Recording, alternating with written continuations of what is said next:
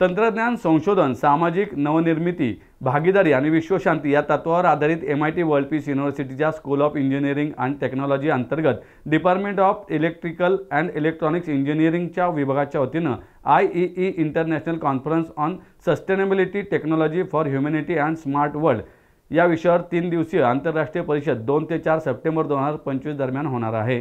ही परिषद कोथरूड येथील MIT WPUच्या स्वामी विवेकानंद सभागृहात होईल। या परिषदेला राष्ट्रीय व आंतरराष्ट्रीय स्तरावरील मान्यवर उपस्थित राहणार आहेत अशी माहिती MIT वर्ल्ड पीस युनिव्हर्सिटीचे डॉक्टर भरत चौधरी व डॉक्टर पारुल जाधव यांनी पत्रकार परिषदेत दिली।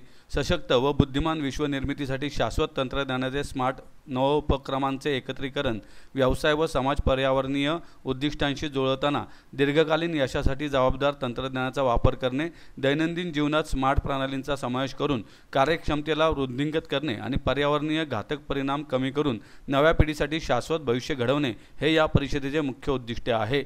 ही परिषद MIT WPUचे कार्याध्यक्ष डॉक्टर राहुल विश्वनाथ कराड यांच्या मार्गदर्शनात होणार आहे। या परिषदेचा उद्घाटन समारंभ 2 सप्टेंबर रोजी दुपारी 3 वाजता होणार आहे।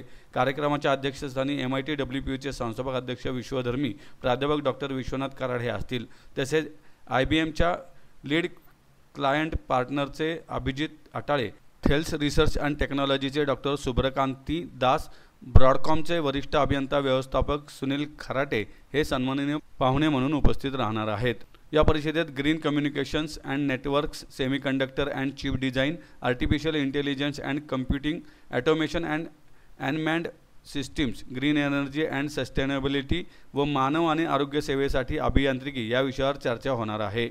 This particular conference is being held by School of Engineering and Technology from MIT World Peace University. As you know, the title of this conference is towards sustainable technologies for smart heat waves.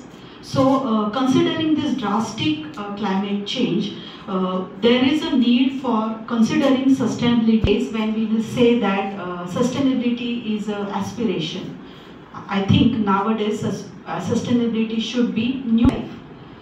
Although such sustainable subjects are conducted as a part of our curriculum, but it has to be extended